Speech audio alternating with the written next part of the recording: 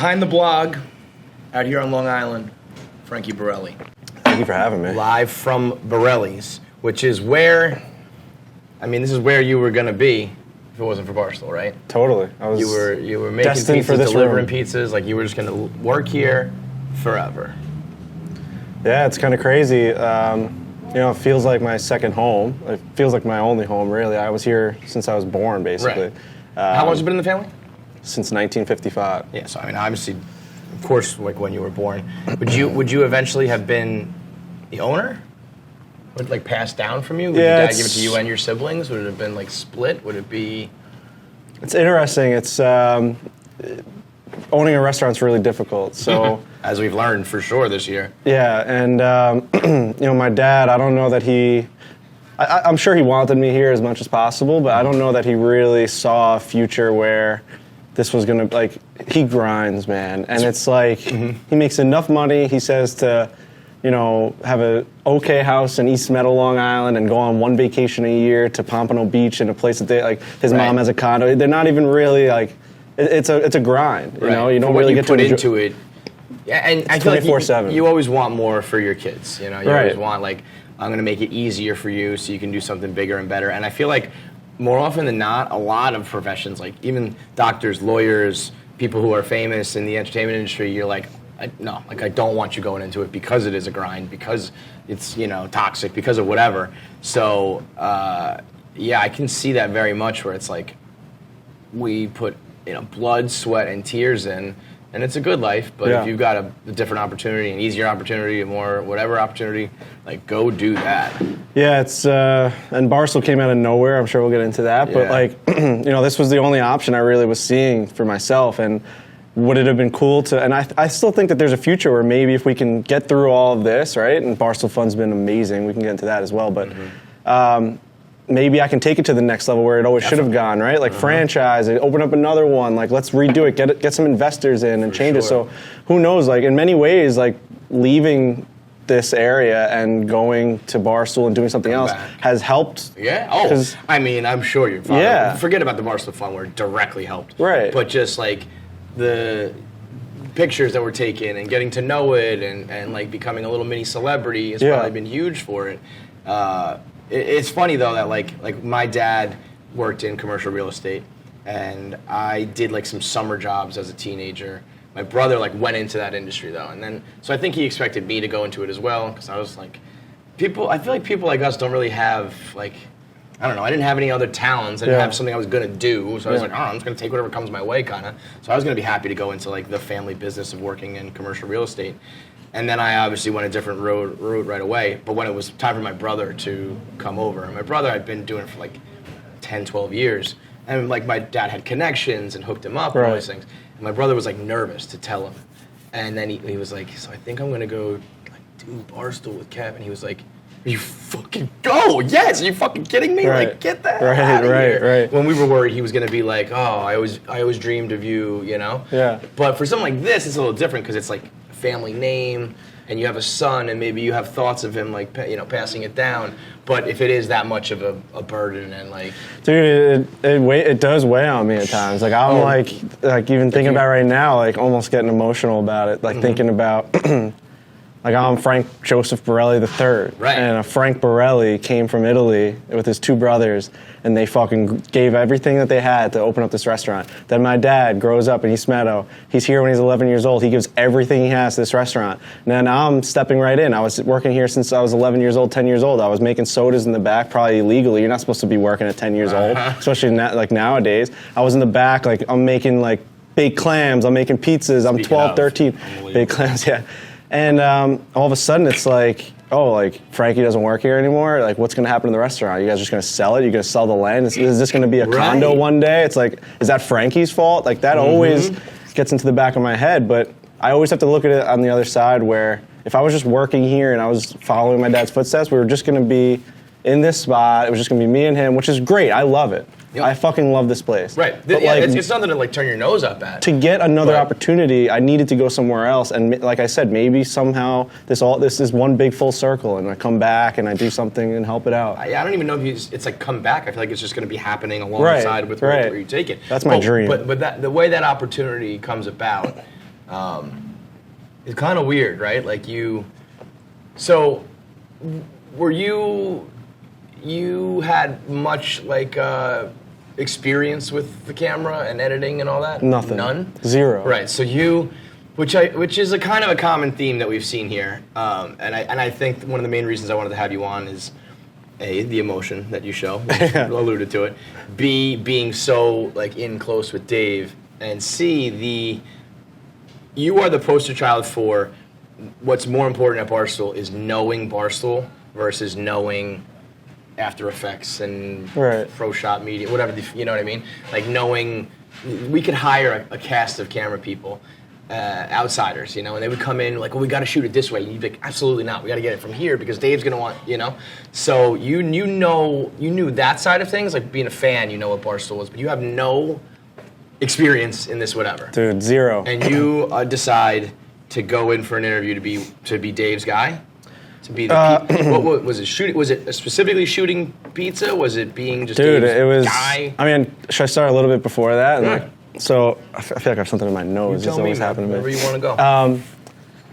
I was working at Borrelli's, and I went to Nassau Community College, and I didn't know what the fuck I was gonna do. Like, what am I gonna do? We were talking about this. I'm just gonna take over the restaurant. Like, I'm just gonna be here with my cousins, my sister, the whole thing. We're just gonna do this. I'll live in East Meadow, and that's just what I'm gonna do. So easy when you have something like this. It's like just go. So easy. I'm just gonna do it. And I also didn't know like the future of what owning a business would be. Right? Like I probably never would have been able to do it if I think about it. Like it's just so much and whatever. So now I'm sitting there, and I'm in Nassau, and I took one class, and I think his name was like Professor Brown or something. And we had to do some sort of like, he basically said, you now own a minor league baseball team and market them.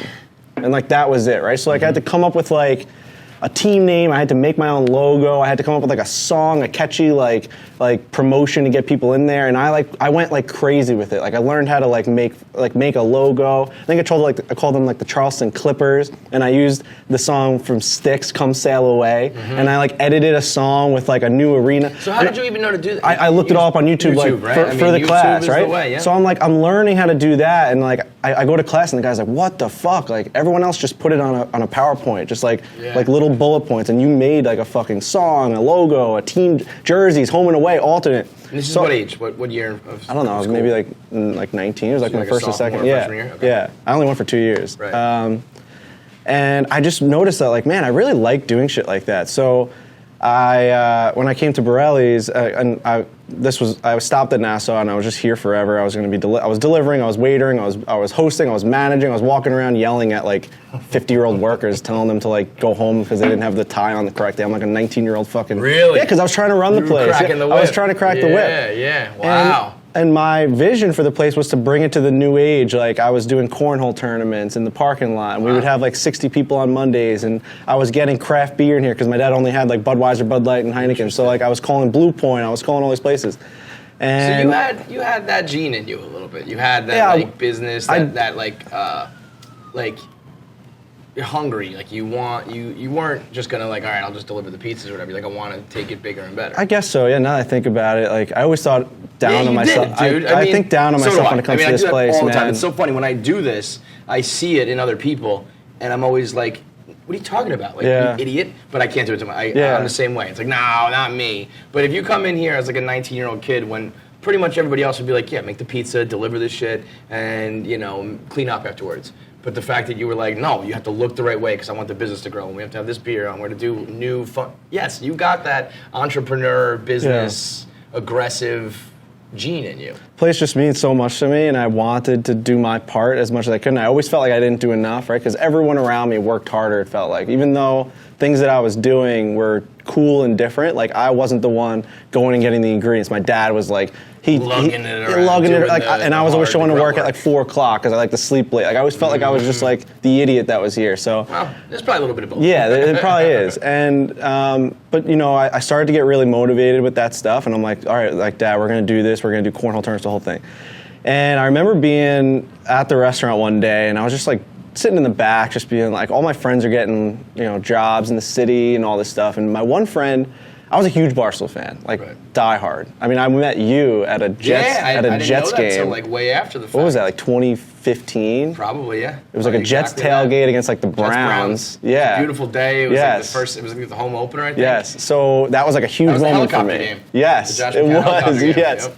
And I was a huge fan, man. And I'm like, we got to get these tickets. We're gonna go see KFC. We took a picture together. Yep. And it was like the coolest day of my life. And my don't forget, Frankie was a KFC guy before a Dave guy. Well, yeah, I was a big KFC guy, and I was a big, just like Barstool guy. Like I went to sleep watching the rundown. Like that's how I went to sleep, and you know, and everyone knew that in my whole friend group. And I'm sitting here at the restaurant one day, and my buddy Robbie sends me a text message. It was a screenshot, and it was basically an email he got back from Erica being like, "You've made it to the next round of interviews. Thank you so much." And I'm like, what the fuck is this? Honestly, I didn't even really. I was a huge Barstool fan, but I didn't really like the Erica stuff. I saw I saw like the drop in Times Square and her announcement, but I didn't really know her by name yet. So when I saw that email, I'm like, what is this? Like, what are you doing?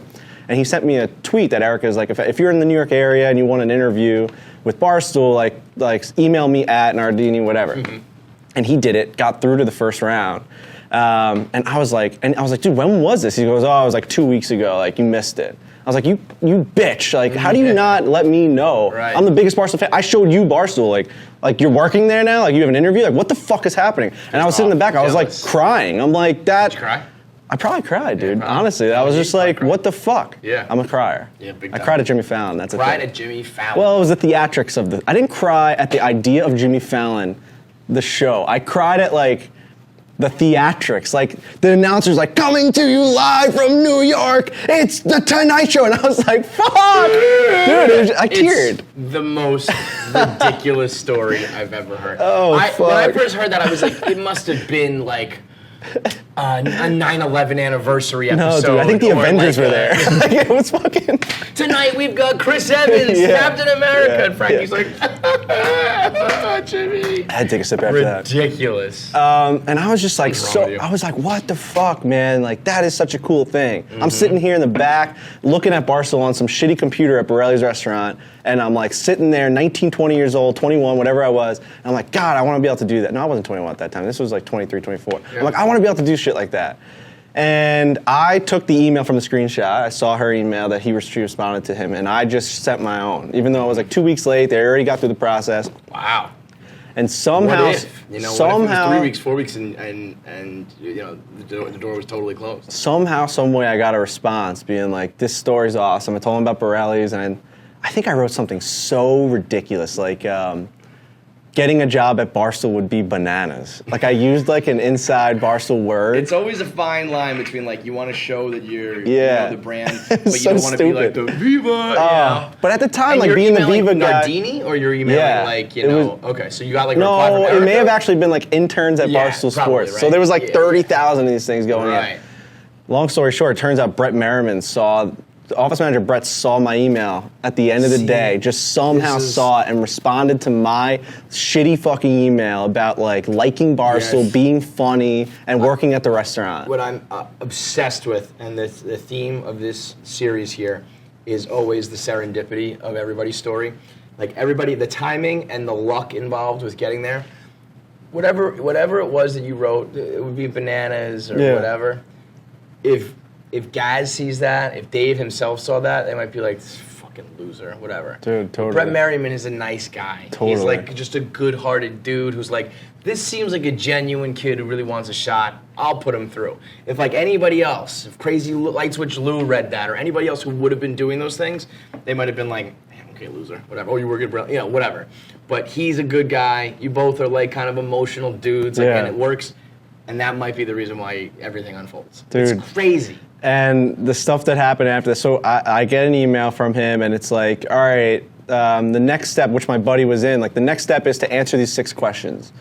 And it's like, what's your favorite like form of social media, and like how would you like make it better? And then what's something that we can do for Barstool that will enhance our app or like the way that we get stuff done? So I like did what I did for that fucking marketing class. I went crazy, right? Like I searched how to make a video on YouTube on how to replace. I said, how does Milmore put the faces on people, right? Yeah. And I remember it was when Brady was hurt and Brissett was in, and it was also Jimmy G. Like Jimmy G was hurt, and Tom Brady was hurt, and Brissett was in. And I did a scene from The Godfather where Brissett and Brady were in the room, and Belichick was sitting down there whispering to him, and Brissett walked in, and I had their faces, and it was all set to the thing. So I put that in. I said the app needs to have like a place where the bloggers are all listening, and then they end up doing that. Notifications need to be sent out, and I made it look like a Barstool notification popping up.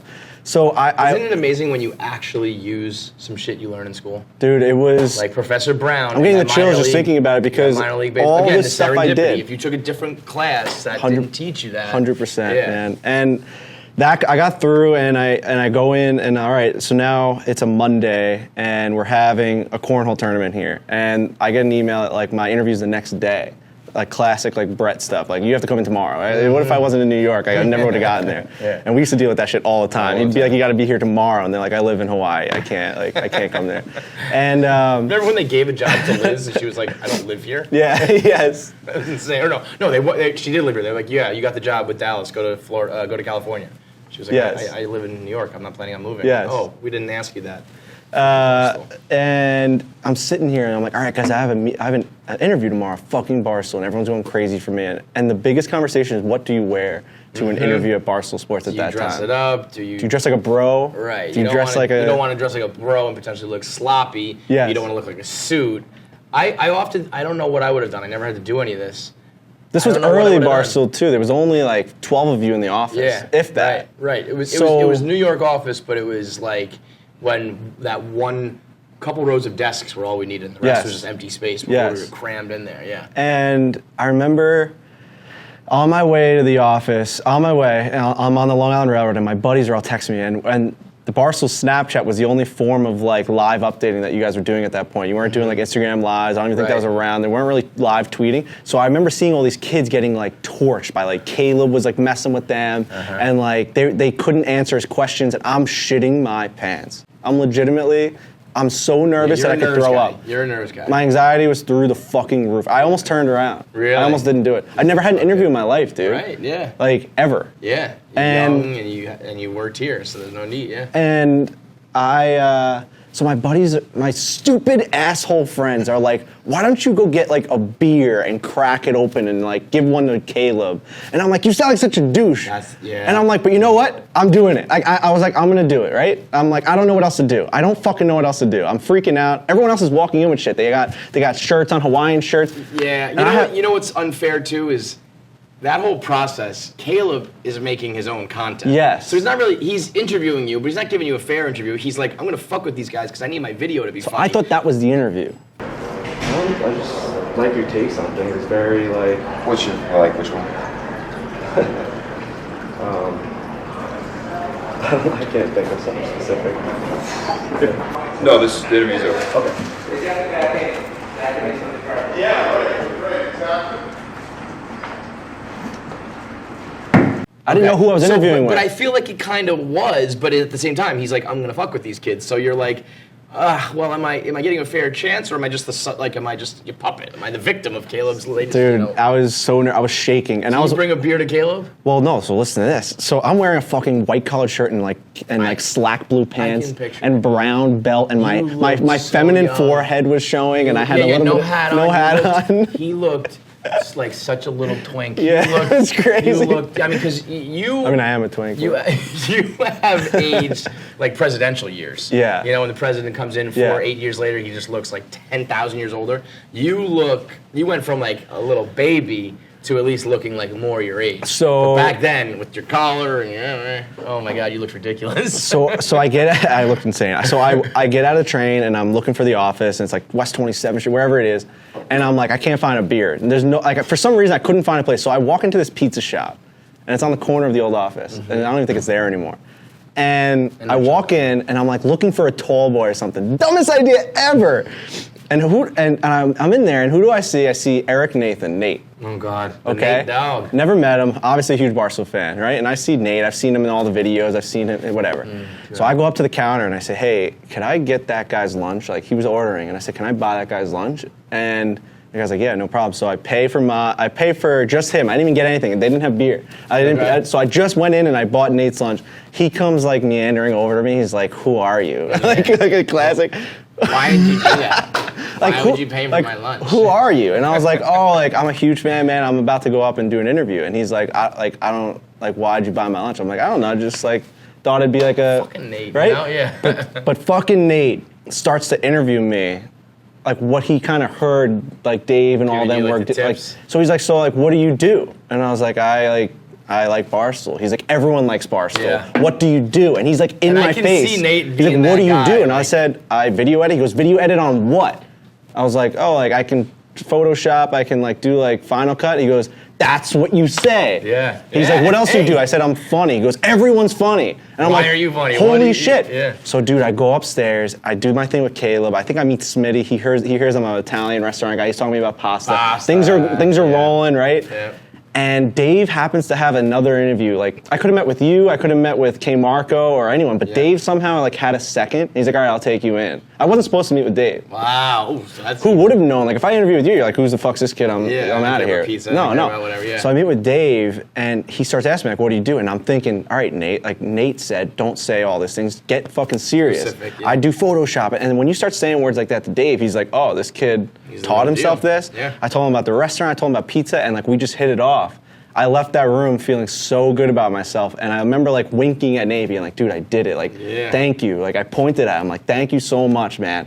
Thank you so much." Responsible for And, all of this, dude, man. it's like I can't even That's so funny. even think about how big that was because the next day, like Dave, I get an email from Dave and it says "my guy," and it's just. I want you to be my guy. Like you're my guy now, and like Dave Portnoy sending me that Wow. email, dude. So, yeah, like, because you go in just hoping to be like an intern, and you get like dude, fast-tracked I to- would have cleaned the floors. Yeah, right. I would have done You've anything. I just wanted to get my worked foot in at the door. desk, whatever. I wanted to get my foot and in the you door. go from that to like right-hand man of the Godfather. He's like, you're gonna be hired full time, like no internship. I mean, it was like, he's like, what do you need, like money wise? And I was Yeah, like, I don't well, think I make like 40 grand at the restaurant. He's like, all right, done. And like, I'm thinking back, I'm like, whatever. I barely could make it to the city in time because the train pass was 40 grand. But yeah, my first couple of years were tough, but I loved getting in there, man. Yeah. And I remember being so fucking excited. I'm in my room and I got that email and I walked downstairs and my parents didn't know any of this was going on. I don't even know if they knew I was going in for an interview. Right. And I walked down and I said, hey guys, I got a job.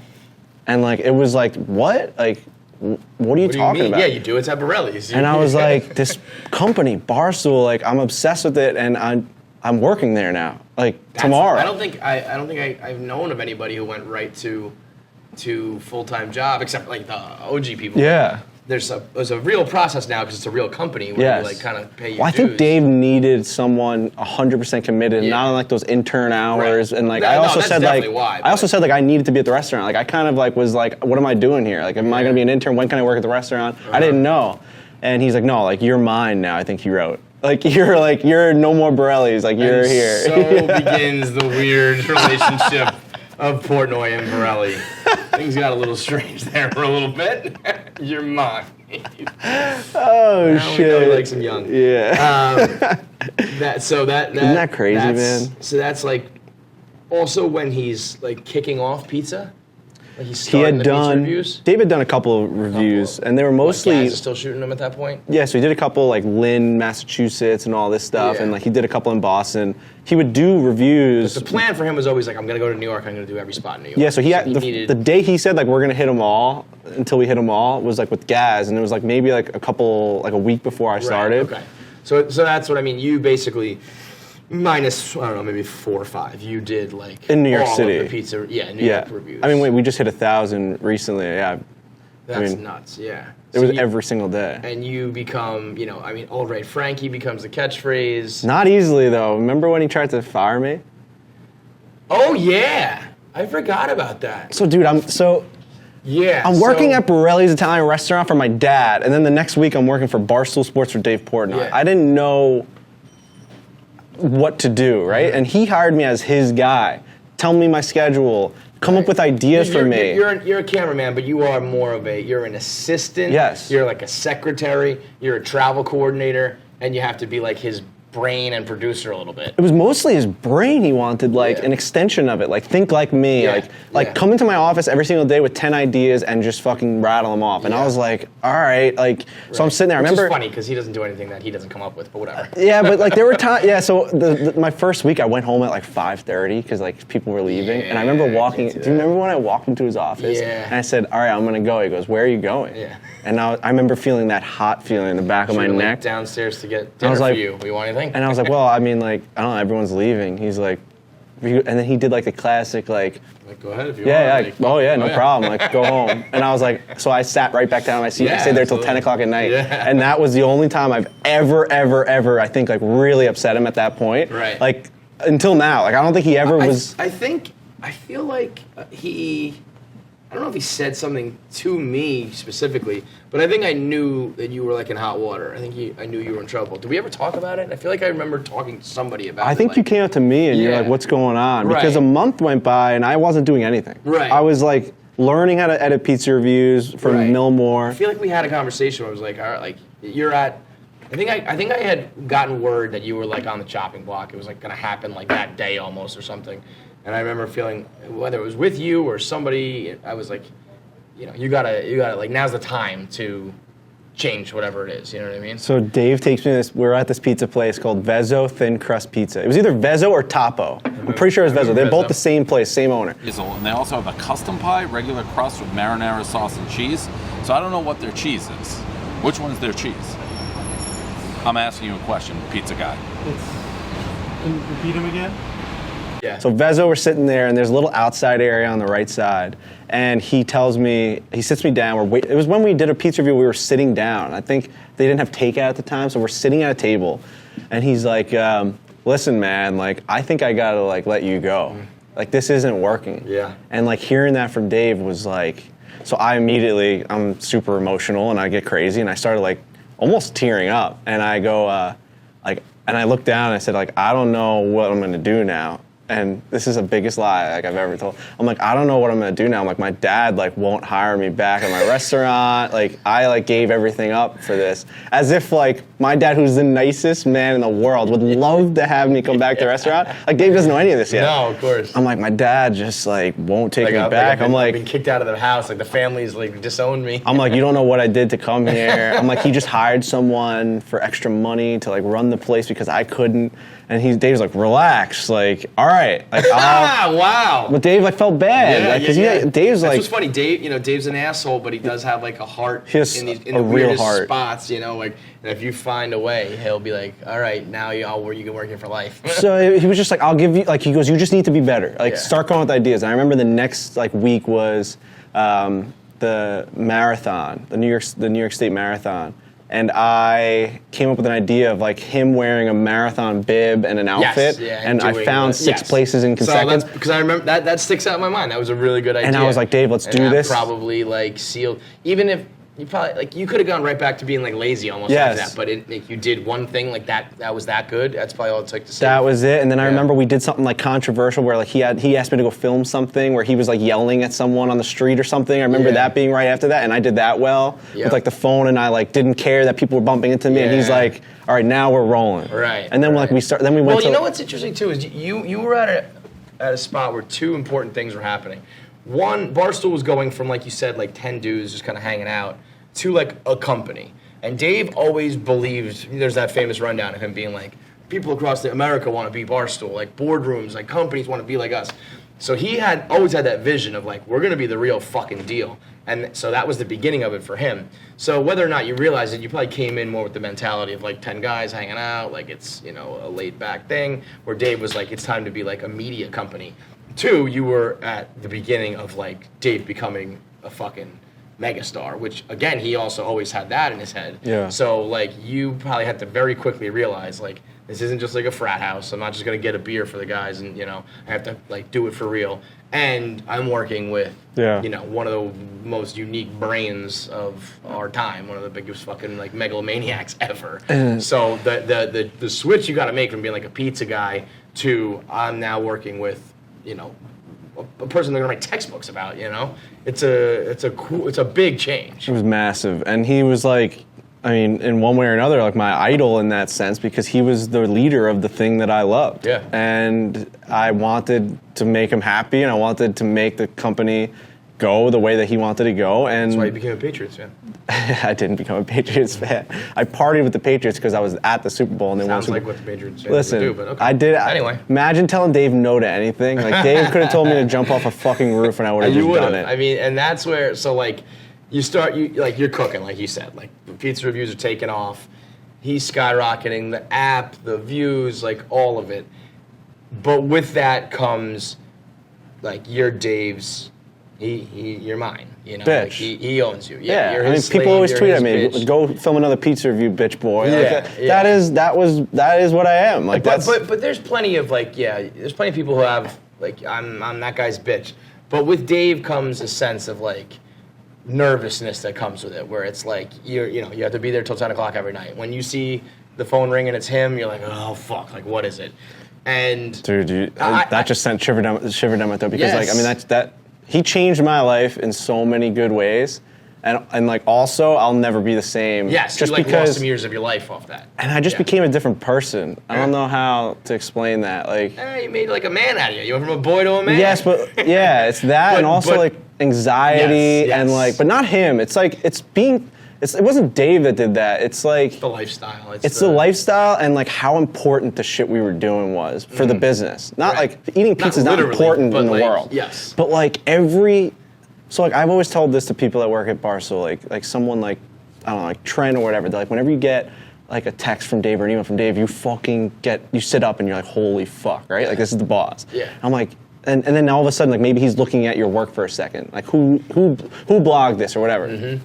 And I'm like, everything I do at this company, every day, every piece of work that I do, he looks at, comments on, texts me, Right. calls me. Now think about that feeling Yeah. you have So, every second. I have that every second. Right. Me and everybody else, like you said, Dave, for whatever reason, is like he's on a train for a little bit, so he has some time to read the blog. Yeah. And then he's like, that's the only time Dave only looks at his own content. He's not reading. He's the director of content. He doesn't look at anybody's content. But if for some reason he stumbles upon your shit or happens to read it that day and doesn't like something, then he's gonna call you out, and then you go 6 months without hearing from him again. You know? Yes. But your work is his work. And if the views aren't good that day, it's your fault. If the comments aren't nice that day, it's your fault. Yep. So yeah, that I can imagine the level of like anxiety and nerve. But I always say this too, like no secret that me and Dave are like diametrically opposed in every way, personality-wise, work-wise. And I always wanted to be like, I don't have that gene in me to be like an asshole to my employees in a constructive way. Like Yes. he's not an asshole just to be an asshole. He's like, No. I'm an asshole so that you are on fucking point and we always get this done.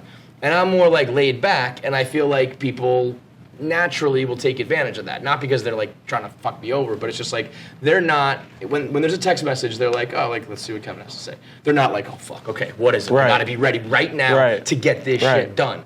And his shit always gets done. Right. You know, there's never any faltering. There's never any like, oh, you know what? Oh, I'm sorry, I'll get that next time. You know, it's like, no, you get it done like fucking right now. Right. And I started to learn like there really is no, like if you're gonna do business and you're gonna do it the right way, you can't really be friends. You gotta kind of be like, you're here to do what I say, and a healthy level of like, oh fuck, yeah, I think you need. Now I say a healthy level because I think it goes a little bit beyond that. Where I do think the being Dave's guy comes with like you have to be like thick-skinned and tough-minded to just like keep grinding through that. The thing about Dave is he says that if he likes you, he yells at you more. Yeah. So like the yeah. way that you know that Dave is really comfortable with you and like really loves to have you around is that he can rip into you and know just that tomorrow like you're just gonna take it and you're gonna go. And like that's happened multiple times with us where I've done something fucking stupid and I left the wrong thing. fucking It's just like, do you have a moron, brain? Like, Yeah. and you know what? You need to be talked like that sometimes. Yeah. And I, You know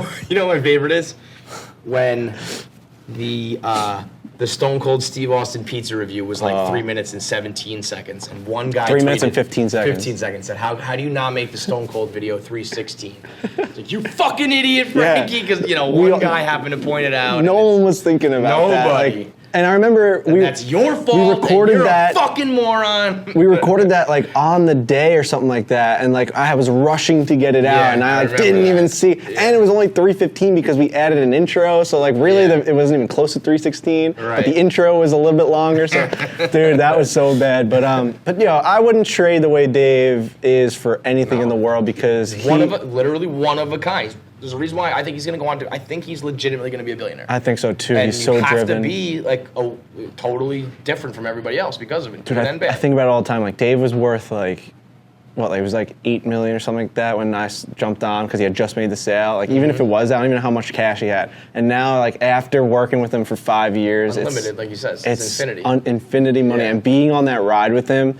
It makes, like, sometimes I'll sit in bed at night and I'm still, like, because I moved back with my parents now because I was in the city and during Corona I came back and I didn't want to live in the city anymore. Now, sometimes I'll be like, dude, I'm like still living with my parents. But like, and I'm like, no, it's not even that. It's just like, how did we accomplish this? Like, how good is Dave that like, with a bunch of fucking idiots, we've gotten this company to where it is now. Like, I'm fucking sitting there playing video games, doing golf stuff, and like somehow he gets us. You're also the poster child for that, where. But I feel like an asshole sometimes that we do that. Like, no, because I learned, basically because of someone like you, like, you came in, again, looking at that picture of you when you first came in, it's like, we're hiring like a child. We're hiring like a 4th grade girl to come work here. Like, it looked ridiculous.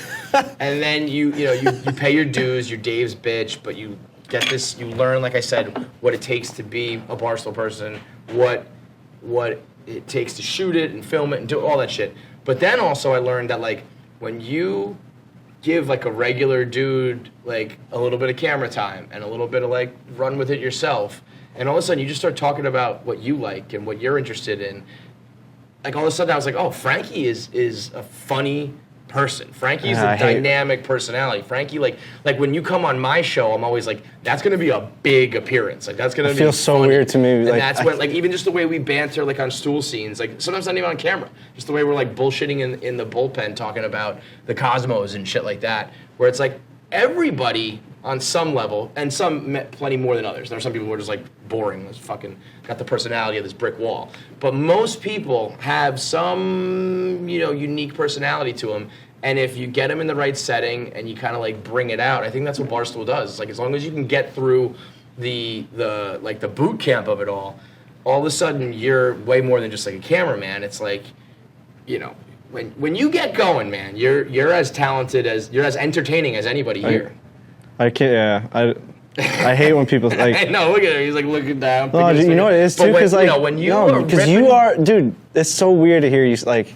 We've known each other for like 5 years now. Yeah. And like, it's fucking weird still that KFC, the guy who I took a picture with in like 2015, and I rushed to make 3 different trains and 2 buses, like is saying that stuff to me because I don't think about myself that way, and I think you're like wrong because that's just how my brain works.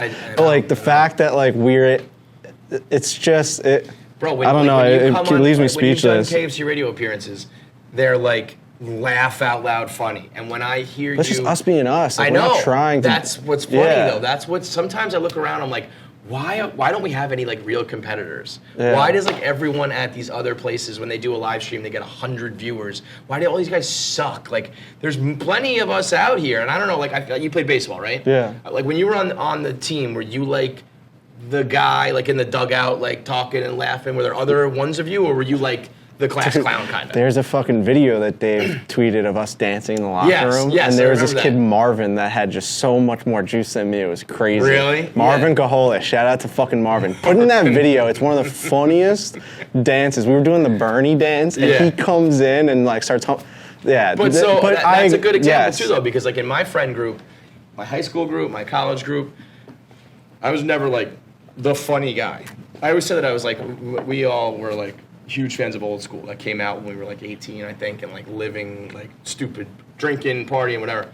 And I was always like, I'm like the Mitch Martin of the crew. I'm not like the Frank the Tank. I'm not like the leader like Vince Vaughn. I was just like the straight guy, but I'm also like a moron too. But I had the like wherewithal to put it together and to like, aggregate it. And learn. I knew how to write and all that shit. So like maybe Marvin was the bigger clown, right? But Marvin wasn't making the minor league logos and and building the business here. And like when you're the right balance of that, when you can get through Dave's boot camp And then also when you get a little bit of a leash, like hop on a podcast, and that was pretty funny. And then all of a sudden that's where like foreplay comes in, where it's like, hey, I'm grateful to do pizza reviews. I'm good at this. I got a good thing going, but I do have like more to offer. And I think inherently that's what you always run into when you are like somebody's bitch, when you're someone's like assistant or right-hand man. That's, you're going to hit that ceiling, especially with someone like Dave, where like, he says like you have to be all about my shit. Yeah. But all of a sudden you're showing like, hey, I can make you money and grow this part of the company over here. My value isn't just being a cameraman anymore. He recognized that. He was, but I was going to say he was cool with that. It was weird. It was rocky. It was like, I still feel weird about it, like, man. In the beginning, it was kind of like, where the fuck's Frankie? Like, totally. Where? And, because some of us would be like, oh, he's just in there with foreplay, like recording a podcast. Like we hit it for 2 years. Yes, right. Frankie was like a full-blown third co-host of foreplay for 2 years, and like nobody said it. Dave didn't know it because we were like, if he finds out, he's going to be in trouble for like working on a podcast at Dave's company. It's not like it was outside the company or anything. We did a trip once, like on a weekend, and no one could put out. Like we did a content trip, and no one could put anything out. And then I came back to work Monday. He didn't know nothing, and that video got like sold and made a ton of money. Right. It's like Pinehurst. He had no idea. It was like a $200,000 deal. Like it was fucking like. Sometimes it's infuriating when Dave doesn't like really watch any content, and sometimes it's a blessing. Dude, I feel weird about it still to this day because like. I owe everything I fucking have in my life to two people. It's my dad, obviously, and my mom. And then Dave Portnoy. Like, he had every chance to go with any other person in the world. I went through that whole story just a couple minutes ago about how I had my interview. I didn't know what the fuck I was doing. I was a nobody. And he always, always, always just enjoyed having me around. And I think he, like... Why do you think that is? Tell me what is like the why? I don't know, dude. Because you're that dude that I just described. No, like Dave is just such a real person, and like he. But I think you are too. I think Dave, I just know when to shut up and like when. That's what I mean. When I always yell like be normal. Yeah, that's what I mean. Just, you're normal. You have a dynamic enough personality, but you're normal meaning you can read. The idea of be normal is like you can read the situation you're in. And sometimes that means like shut the fuck up because your crazy boss is really pissed off. Yeah. But tomorrow morning it's gonna be all good, but you just have to take your beating right now. Sometimes it's like knowing when to chime in or when to take advantage of an opportunity or whatever it is. Like you're aware. It's self-awareness and it's be normal. And you're just one of those dudes. Like whenever I've seen new people come through, I kind of immediately know whether it's like, all right, he's a nice person, that's a nice guy or girl, like they'll be okay here, but I'm not gonna be like down with it, And then there are people who are like, that guy could like, if Feidelberg got hit by a bus tomorrow, you could slide into KFC Radio and we'd be like, fine, what I mean? Like I could do that with you. I hope that doesn't happen at Feidelberg.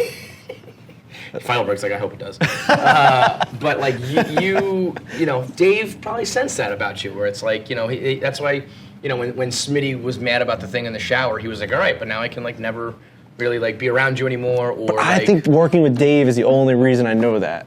Yeah, he probably, because I wasn't born with the idea that like this is how you work around Dave Portnoy. I just like adapted and learned. And at this point, like take this kind of shit for granted too. Though it's like your dad was a guy who like grinded every day, and I think that whether or not he like sat you down one day and was like, "Son, here's how to do it," you had that like work ethic and mentality in your brain a little bit. Totally. I mean, I've learned everything, I guess, in that aspect from my dad because he's just guys like Laredo.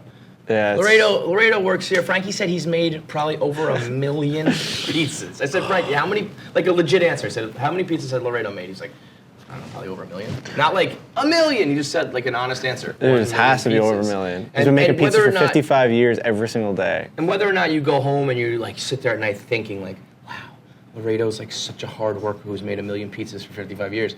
When you're just around it, it's like osmosis. You learn it, you feel it, you don't take it for granted. You're a hard worker, you see like what you put in is what you get out. And all that shit, that's Dave's like big fuck, he's got that star photo of piece of art. What you put in is how big the star's gonna be. Like you were a Dave guy, probably starting when you were like fucking 5. And you didn't even realize it. And then you mix in just like some natural humor and all that kind of shit. But that's also why you grew to be more than like the camera guy. Yeah, because I still sometimes just like wonder. It's like I just like, why am I doing the other stuff? Like just go be with Dave and like, because that's like. I hear you. Like that is why I'm here, and like that is what I did, and like he he needs a guy like that. You know what I mean? Like anyone can shoot a fucking pizza review. You just record on a camera. He doesn't care if it's shaky. He doesn't care if it's out of focus. He doesn't care how it's edited. He goes, "Why'd you edit it so much? Just put it out." Yeah. Right. Yeah. He just cares about like the times in between, like being able to talk to someone about his weekend, or like being because like Dave Portnoy travels more than anyone in the world, and like just like. Be like a normal person, and sometimes I always feel like, man, like what the fuck am I doing, like fucking doing this other stuff when I should be like, this guy is trying to become a billionaire one day. I should be there every step of the way and do it. But then like I genuinely like, it was a crossroads, man. I didn't know like what is the right decision. I remember, and this is like real like inside stuff. I don't even know if I've ever talked about it, but we were at the Kentucky Derby, and I will always be nervous talking to Dave, no matter how. And that probably sounds weird for him to listen to that, like for me to say that. But I'll shake, I'll quiver. No, I know, but like I'll like shake and quiver me still. Too, though. Well, I don't know if I shake, but like it's just natural. Like I get so fucking nervous. I'm like, hey, I gotta go to a wedding this weekend. Like I don't know how to say that because for 5 years I missed all that stuff. Right. I missed everything. I didn't do anything, man. Like a lot of us did. Because, not because he didn't take a vacation. Not because he didn't let me. No. But because I was afraid of like upsetting him or like not working hard. There also is it's like he does practice what he preaches. Well, now he's taking a lot of vacations. Right. But for a long time, he didn't. I used to come home. That's where he would do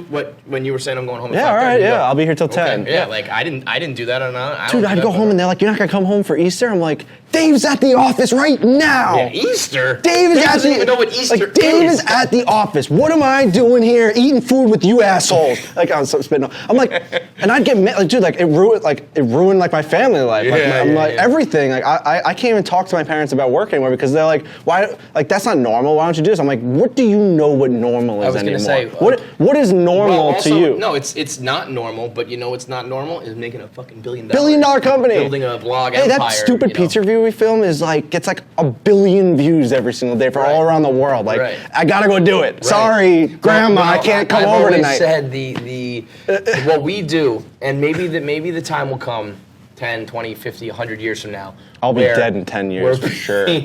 Definitely. And the cause of death will be Dave Portnoy. No, it'll be prosciutto the cause and of stress. life and death is Dave Portnoy. Prosciutto. Here lies Frankie Borrelli, cause of death. Prosciutto. Dude, every night I type into Google, how do you get rid of neck fat? And the number one thing is fucking diet and stress. And I'm like, well, I can change one thing. The other thing's never going away. So this is going to be I'm going to look like an elephant.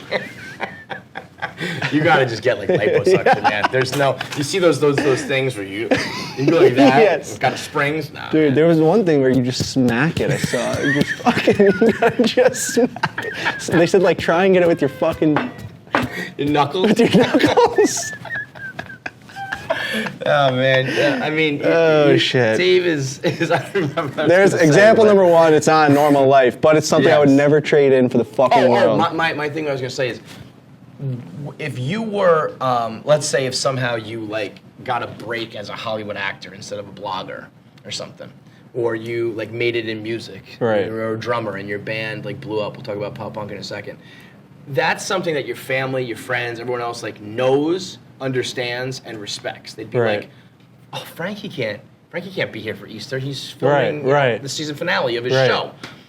Blogging, it still feels like a joke to people. Like I used to have this, every relationship I've ever been in is like, oh, like you can't come because you have to like watch the Mets game, and it's like I know that sounds silly to you, but it's not. Like, oh, you know, your podcast, like what, you had to do another podcast about porn? Like, I did. It made fucking like $40,000 an episode. You know what I mean? Like, it's not. It doesn't seem. But maybe one day, internet personality type jobs.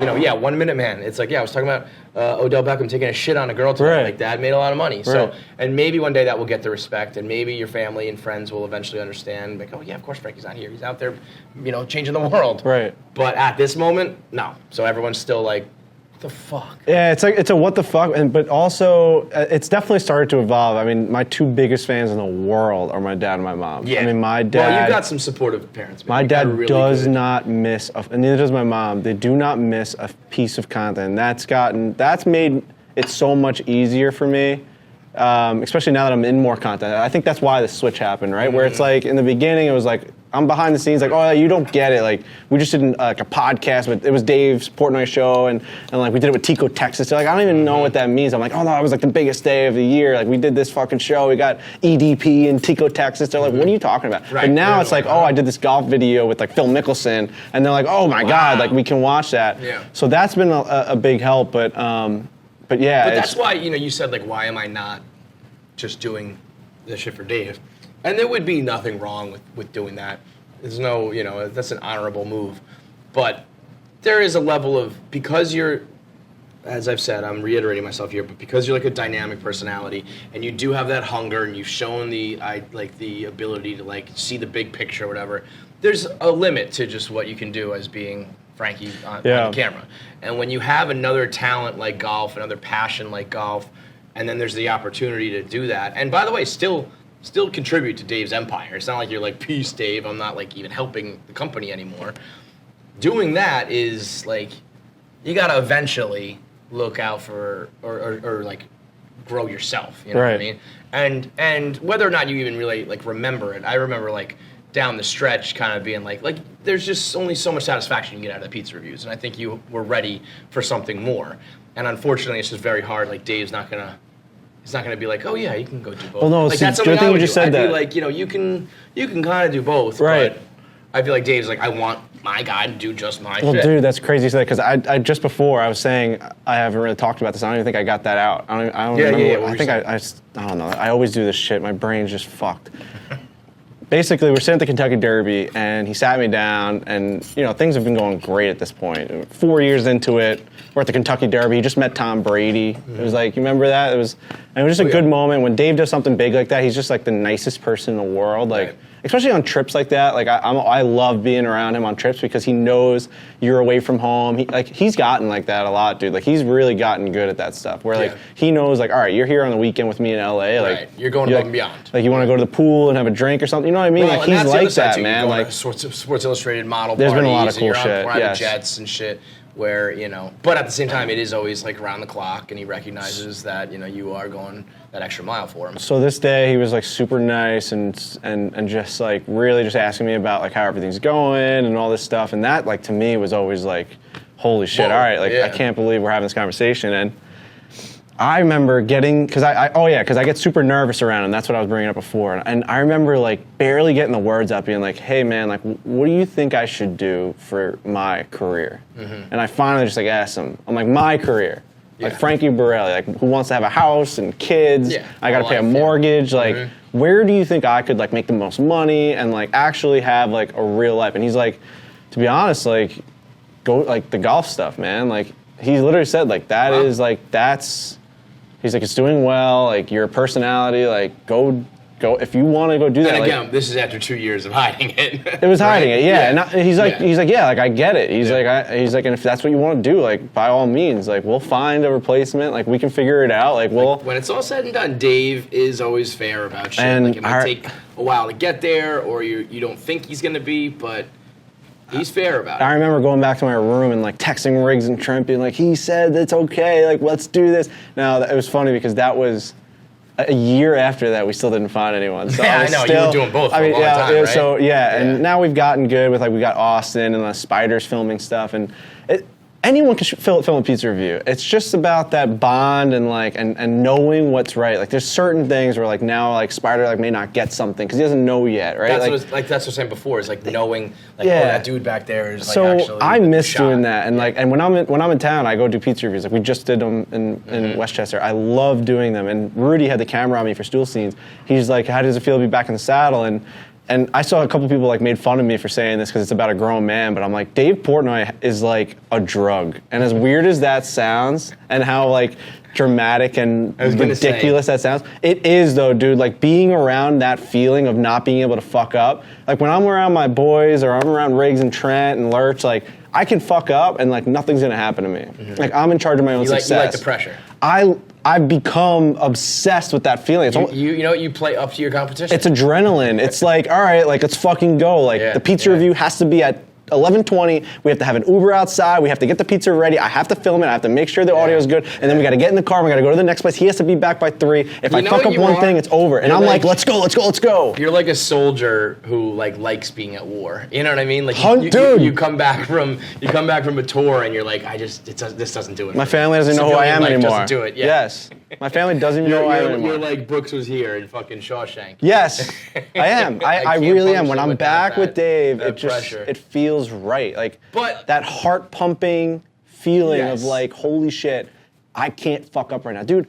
And I have Brendan, my golf producer. Like I think a little bit of Dave has sipped into me. Like I have Brendan driving to Borrelli so we can edit on like Friday nights, Saturday nights. Like I want to get shit done, and that's the Dave way. Yeah. But like when I fuck up, like we went and filmed something at a golf course, and I took out the card and I snapped it in half by accident. It was too cold. And if I did that in front of Dave, I mean, dude, it was 8 hours of work. Like we were out there in the freezing cold, we were filming, droning, and I went to go pull it out and it snapped. And I remember thinking, like, if I was Dave, I would not have a job anymore. Yeah. But I'm out here by myself, and it's fine. But I remember having that same. I wanted someone to yell at me and be like, "You are broken, dude." I wanted someone to be like, "If we had a real HR department, this would probably be a problem." No, I wanted someone to be like, "Are you a fucking idiot? Because why didn't you go inside when your fingers were warmer?" You are a rescue dog. It's a better a rescue dog, dude. That's how you become a better. It is, like, and that, you know what it is. That's how you become successful. It's I like think. a coaching tree. It's like a coaching tree. Like you pass that shit down. Just like having a hard coach in hockey or baseball or football. Like like this is you think sport. Belichick's like nice to those guys? No, he's a fucking dick. This is your sport, and this is why. And I know forever your story is intertwined with Dave, but there is also just you. There is like, and now like foreplay is your thing. Like Dave, that's not Dave's thing. Dave didn't like even have anything to do with that. That's like you're making your own way with that and your own content. Well, think about it as a testament to Dave also. Sorry, but Riggs is a very much Barstool employee where he went to fucking Harvard. He had a job, probably making fucking 6 figures, doing well in St. Louis and Boston. He was living in Boston. And all of a sudden he quits. Leaves his job. Like, imagine his family like being like, you went to fucking Harvard University and you're doing what? You're blogging about like politics and like who looked the best in like their outfit and like weird shit about politics. Like, like, and you're trying to get the attention of this blog that has 10 workers and it's worth nothing. Like, yeah, he was the ultimate. Like, I'll do it for free. Let me go to England. I'll cover Brexit. Right. Like, if you like, I guarantee you're gonna like. But see, I'm attaching myself to people like that. Like, you're very much like that. Like, with, I mean, you have 15,000 shows. Like, there's ways of. Then you have other people that are just so content with just like their job and like, I want to make my job busy. I want to make it hard. And Riggs does that. Dave does it. You, of course, owe a lot of that to Dave, but you were doing that for your fucking Nassau Community College class. Yeah. You were doing that. You were doing that for Professor Brown, dude. Yeah. Just God, because that's his name. Whatever. That's his name now. Yeah. That's what you have inside of you. Like Dave might bring it out a lot. Barstool brings it out a lot, but you had that in you from Jump Street. You maybe just didn't realize it. Yeah. But now, like foreplay and even like Pup Punk, like that's something that's like a talent that you had. Where you look at like the 4 people in Pup Punk, all of them are like you, where it's, I mean, like PFT, you know, obviously is like this self-made character that is, you know, a megastar. You have Roan, who's like story. He was the first behind the blog I did because I was like, what the fuck are you? How'd you get here? How did you do this? You got Bob Fox, who was you at the age of 11. Like 12. Yeah, you know, like making shirts for us and wrestlers and then covering MMA. And you guys all just were like, now we're going to make a fucking band. And what started out as a joke, how much did you, like, I thought it was a joke until I heard some of your music.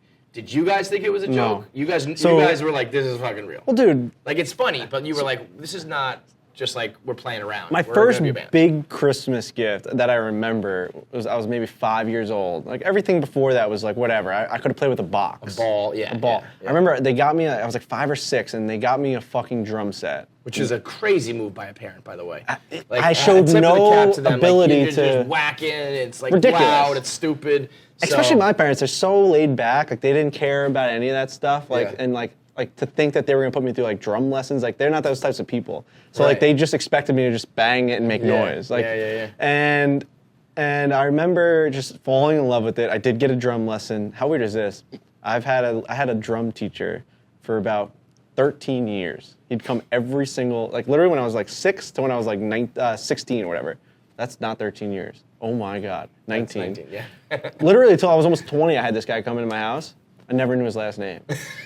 What's his first name? Derek. Just Derek. Dude, we just called him Derek. the drum teacher. My whole life, known him. He's basically like an uncle. Like you don't know him like right now. gun to No your head, idea you what know his his- gun to his head. No idea what his last name is. We used to. You remember like when even before like iPhones and stuff. We all had his number written on one sheet of paper, a little fucking wrinkly piece of paper. And if we lost that paper, I couldn't have a lesson. Like, Derek's gone we would from fucking existence. take all the drawers out. Where's the number? We never thought once to write it on another piece of paper. It was always that one. Once we found it, we'd put it back Put it in the right drawer, back where it was. and we fucking had no idea. But I fell in love with the drums, and I was really.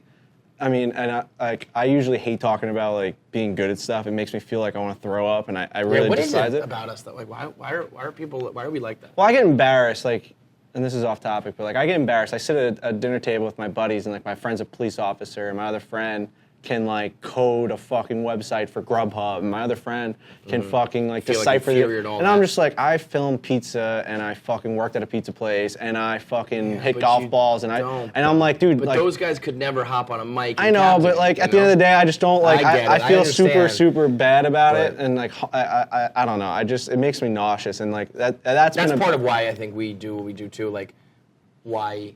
I don't know. I go back and forth. I think sometimes I say this all the time on all my shows. If I showed a little more confidence, almost a little more arrogance. Like I've been so self-deprecating that I think other people like took that on and we're like, yeah, KFC's just kind of average.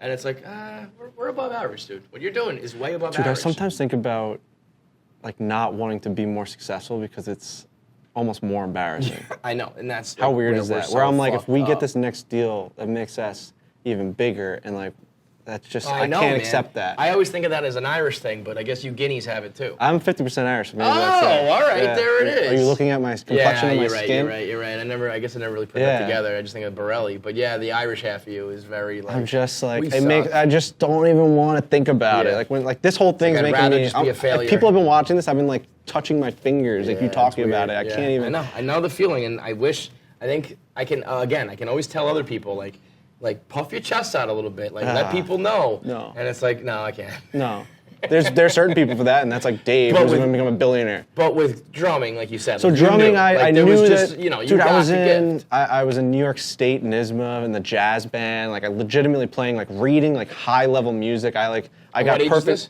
Like So that- 13, 14, Okay, like right, and- through 20, yeah. But even like when I was like 8 and 9, I was in like elementary school playing with the 9th grade band, like legitimately full drum set, playing with the 9th grade band, like playing concerts and said, oh shit, I was in 5th grade. I was like a prodigy of like Yeah, my little yeah, area. yeah, right. And for So some that's reason, undeniable. When you see that, when you hear that, when you get the idea, like when you're 9 and you're playing with like the 15-year-olds, yeah, like, you just know. But there was something about just the drums, and like I never could really keep a good tempo, but I could read the music and I could play it. And I remember a couple of my buddies were super good drummers also in my school, and it was like a competition. Like my buddy Dave and another. And like for some reason, my town had good drummers in it, Weird. and it was a really cool like competition and just like a place to grow up playing music. And I remember Pup Punk started, and I was really behind the scenes at that point. Like I was just Dave's guy. I knew all you guys really well. Obviously, it was like 2 or 3 years into working there, but I just didn't have the confidence to be like, yo, like, all right, like Smitty plays the drums, but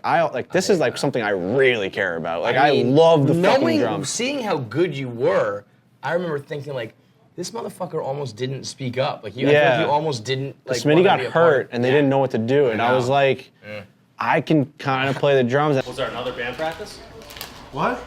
I remember This them. guy, yeah, I can kind of play. And, Dude, there's a video of of us playing. It's the most awkward fucking thing of all time. It's the first time I ever get on a drum set in front of them, and Smitty's standing right over me.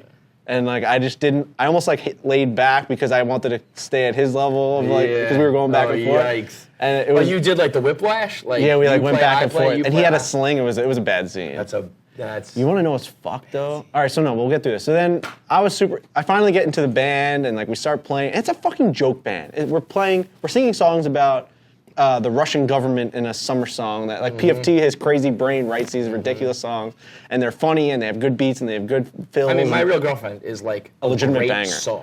If Blink-182 put that out in their prime, it would be like a #1 hit. Now, you asked me if I thought it was going to be a joke. I always knew that we were going to be good because we'd practice, and I'd be like, holy fuck, guys. Like, we're fucking sounds good. jamming right Yeah, now. yeah. Because PFT He can shred. moved to, like, Austin, I believe, when he was younger to pursue music. Yeah. Moved into a house. super talented, Like, yeah. with a bunch of musicians, and, like, they were going to do the He's got Austin. that weird brain. They were you going to know? do it. They were going to write music. They were going to try and get a record deal, I'm pretty sure. I mean, I don't want to speak for that him. was, I think like Hard Factor Pat and all Right, those guys. Like, exactly, that's what yes. do it. Yeah. Roan, obviously. I mean, if you look up an old video of Roan, he's singing like a cappella songs, like, and he's Which like, is funny too, because everyone knows the rap. Right. But all of a sudden he's doing this like that Harmonizing accent with the and voice yes. and the emo sound and all that. and then you get Robbie Fox, whose brother is an all-time great drummer, He's got- all-time great he's got drummer. just music through his blood. Robbie you Fox know? can tell you the fucking cover art of the 1978 Rolling Stone. You know what I mean? Yeah, It's just yeah, like it's perfect. So, and then I'm like this guy who's loved the drums, and I knew it was going to be good. I remember we played at Irving Plaza, our first ever Yep. show.